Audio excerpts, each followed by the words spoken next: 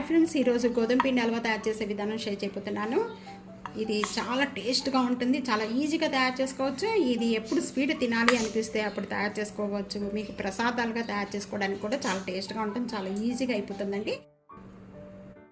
Hi friends, నమస్తే, welcome to ఆనోస్ kitchen. ఈరోజు ఎంతో టేస్ట్గా ఉండే గోధుమ పిండి హల్వా తయారు చేసే విధానం షేర్ చేస్తున్నాను. ఇది ప్రసాదంగా కూడా చేయొచ్చండి, చాలా టేస్ట్గా ఉంటుంది. ఇదే కొలతలతో తయారు చేయండి. మనం ఏ కప్పుతో అయితే తీసుకుంటున్నామో అన్నీ కూడా ఈ కప్పుతోనే తీసుకోవాలండి. నేను ఇక్కడ 1 కప్ గీ వేస్తున్నాను. గీ అంతా కూడా బాగా మెల్ట్ అయిపోయిన వెంటనే మీకు ఇష్టమైన డ్రై ఫ్రూట్స్ వేయించుకోవచ్చు. గోల్డెన్ కలర్ వచ్చే వరకు కూడా వేయించుకోవాలి. ఈ విధంగా వేయించుకున్న వెంటనే కూడా ఒక బౌల్లో వేసేస్తున్నాను. ఈ నెయ్యిలో మనం ఏ కప్పుతో అయితే మనం నెయ్యి తీసుకున్నామో సేమ్ కప్పుతోనే గోధుమ పిండి కూడా దీంట్లో వేసేస్తున్నానండి. కూడా ఈ విధంగా కలుపుతూ ఉండాలి. ఇక్కడ లంప్స్ కానీ ఏమి కూడా ఉండలేమి లేకుండా ఇలా సాఫ్ట్గా ఉండేలాగా ఇలా కలుపుతూ ఉండాలి. ఇదంతా కూడా లో ఫ్లేమ్లోనే పెట్టేసుకొని ఈ విధంగా కలుపుతూ ఉండాలండి. ఇక్కడ మనం కలుపుతూ ఉండగానే గోధుమ పిండి కలర్ అనేది చేంజ్ అవుతుందండి. అప్పటి వరకు కూడా ఈ విధంగానే కలుపుతూ ఉండాలి. ఈ విధంగా బబుల్స్ వచ్చిన వెంటనే కూడా ఇంకా స్టవ్ బంద్ చేసేసుకుని 3 కప్స్ వాటర్ యాడ్ చేస్తున్నాను.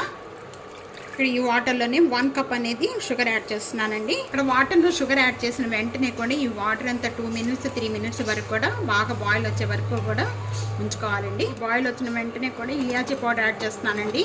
ఈ వాటర్లోనే షుగర్ వాటర్ అంతా కూడా ఈ గోధుమ పిండిలో యాడ్ చేసుకుంటూ కూడా ఏమి ఉండలేకుండా సాఫ్ట్గా కలుపుకుంటూ ఉండాలి. అంతా మీడియం ఫ్లేమ్లో పెట్టేసుకుందాం. కలుపుతూ ఉండగా మొత్తం కూడా చిక్కపడిపోతూ ఉంటుంది. అంతా కూడా బాగా చిక్కపడిపోయింది. గోధుమ పిండి హల్వా అనేది రెడీ అయిపోయిందండి. మనం ముందుగా వేయించుకున్న డ్రై ఫ్రూట్స్ అన్నీ యాడ్ చేస్తున్నాను. గోధుమ పిండి హల్వా రెడీ అయిపోయింది. ఇదే విధంగా ఇదే కొలతలతో తప్పకుండా ట్రై చేయండి. చాలా టేస్ట్గా ఉంటుంది, చాలా ఈజీగా చేసుకోవచ్చు. ఇది ప్రసాదాలు కూడా పెట్టడానికి కూడా చాలా టేస్ట్గా ఉంటుంది. స్వీట్ తినాలి అనిపిస్తే అప్పుడు చేసుకోవడానికి కూడా చాలా టేస్ట్గా ఉంటుంది. ఈ విధంగా తప్పకుండా ట్రై చేసి మీకు ఎలా ఉందనేది కామెంట్స్లో తెలియజేయండి. సబ్స్క్రైబ్ చేయడం మర్చిపోతే ఫ్యామిలీతో ఫ్రెండ్స్తో వీడియోని షేర్ చేస్తుండండి. వీడియోని లైక్ చేస్తుండండి. Thank you for watching.